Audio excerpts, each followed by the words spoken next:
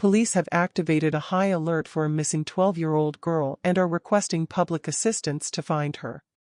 Jessiana Dansell, of Passage Fort Portmore St. Catherine, has been missing since Wednesday, January 1, according to the Jamaica Constabulary Force JCF.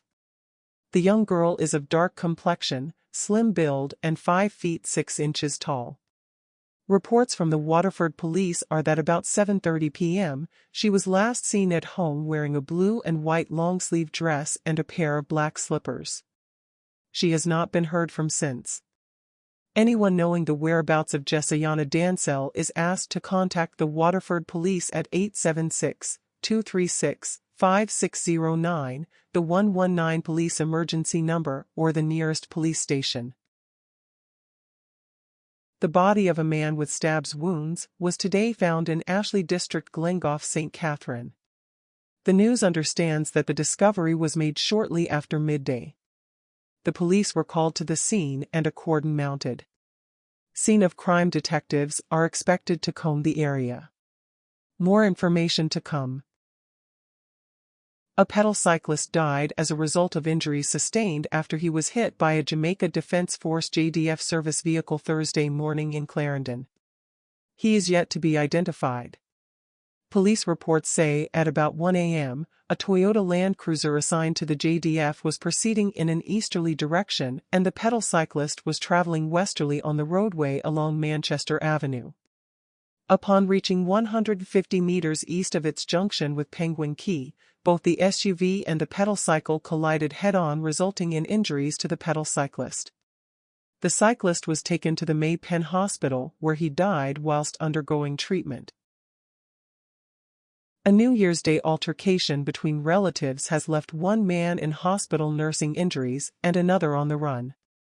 Reports are that around 6 p.m., a labourer of Bailey's Vale district in St. Mary returned to the house he shared with other family members and found the door to his room kicked in and the room ransacked. An argument reportedly developed between the man and a close relative who allegedly used a machete to inflict wounds to the man's head and hands. He was taken to the Port Maria Hospital, where he was admitted in serious but stable condition. The relative reportedly fled the scene and is being sought by the police. The Port Maria police are investigating. Prime Minister Dr. Andrew Holness says special focus will be placed on targeted areas to drive economic growth this year. Agriculture is one of those key areas mentioned in his address to the nation on New Year's Day. Dr. Holness announced a $1 billion investment on capital infrastructure in storage facilities across Jamaica for farmers.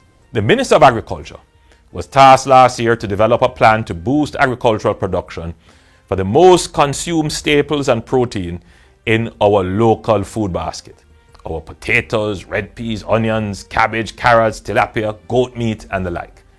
This will be good for the farmers, you the consumers, and the country as a whole, as we could potentially save foreign exchange on the items we substitute with competitive local output.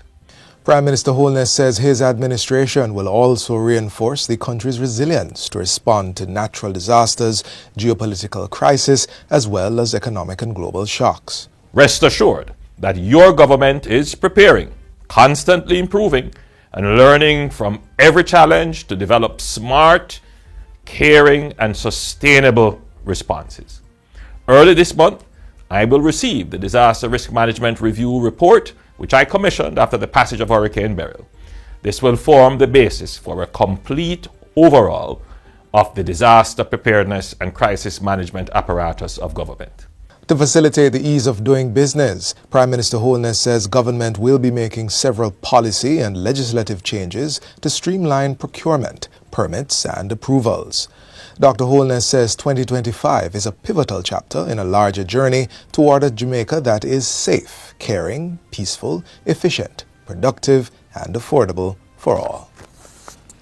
Effective today, January 2, approximately 30,000 customers of the National Water Commission (NWC) will start benefiting from an amnesty on their outstanding bill payments. The amnesty will run for 3 months. It applies to customers whose water supply have been disconnected for 2 or more years, including pensioners and path beneficiaries. Minister responsible for water, Matthew Samuda, made the announcement last November, saying the NWC will write off the debt of these customers and waive reconnection fees. This will allow persons to reconnect legally and facilitate the transfer of titles where outstanding bills are a challenge. In addition, customers who have been disconnected for 6 months and have made payment arrangements will get a 50% reduction. Minister Samuda says based on a needs assessment, these customers may get up to 1 year to make their payments.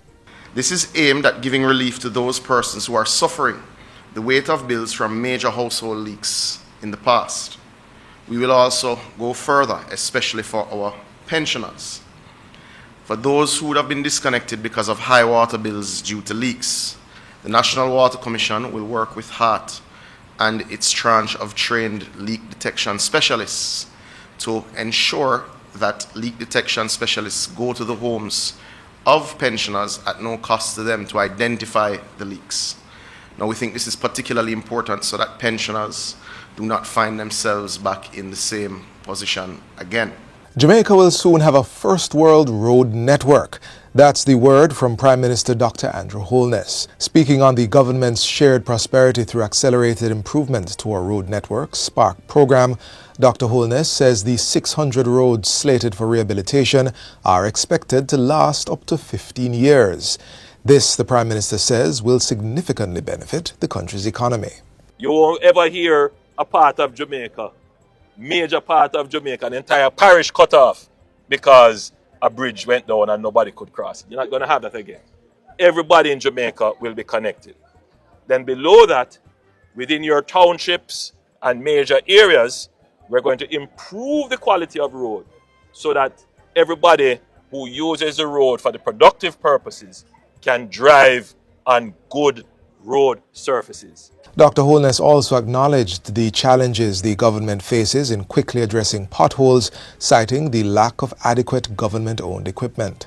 We may need to reconsider it because even under emergency procurement rules, there is still a lag time between the small formation of a pothole and the mobilization of a contractor when the pothole is this big.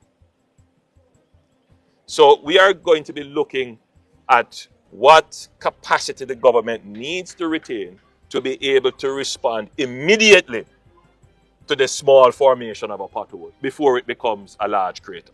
Minister of Agriculture, Fisheries and Mining, Floyd Green, has announced the signing of a $100 million project to build a state-of-the-art cold storage facility in Kirkvine, Manchester. The facility, slated to begin construction in January 2025, is designed to enhance the quality, nutritional value and shelf life of agricultural produce. Minister Green made the disclosure during a recent press briefing at the ministry's Hope Gardens offices in Kingston. He emphasized the importance of the project in bolstering the sustainability and resilience of agriculture in Jamaica. In addition to the Kirkvine facility, Minister Green revealed that the Jamaica Social Investment Fund, JSIF Board, has also approved funding for the rehabilitation of the Colleyville cold storage facility. We are also got an approval for Colleyville to go towards contract. The board of JSIF would have approved some funds for that. I won't give you the exact figure, I don't have it at hand. But excitingly, we are looking to engage public-private model around partnership.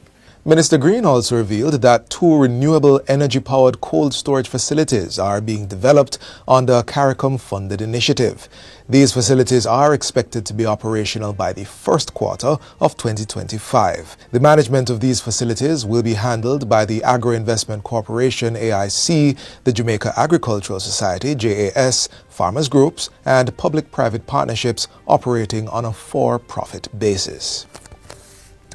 And finally, the National Housing Trust NHT is urging contributors to remain vigilant against potential fraudsters as they apply for their refunds. As of January 1, 2025, contributors can apply for refunds of contributions made in 2017. However, the NHT is advising applicants to avoid using third-party websites or unofficial channels during the process. The trust stressed that contributors should ignore unsolicited emails as official communication from the NHT is limited to notifications about successful refunds or requests for customer contact if there are issues with an application. Additionally, contributors are encouraged to verify the legitimacy of email addresses, avoid clicking on suspicious links, and use only the official NHT website or mobile app for all interactions with the agency. The mutilated body of a man was found on New Year's Day on a property of a construction company located in Central Village, St. Catherine. The body, which was discovered by passers-by, had multiple chop wounds, including to the head. The discovery was made around 7:45 a.m. and the police called. The police say a search is on to capture those responsible for the killing. The Central Village Criminal Investigation Branch is probing the matter.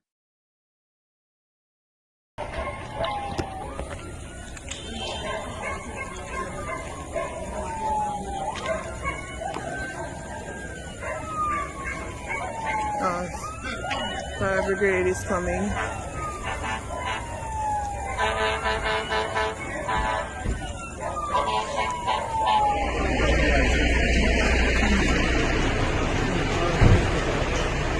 So this is the other vehicle that was in the accident.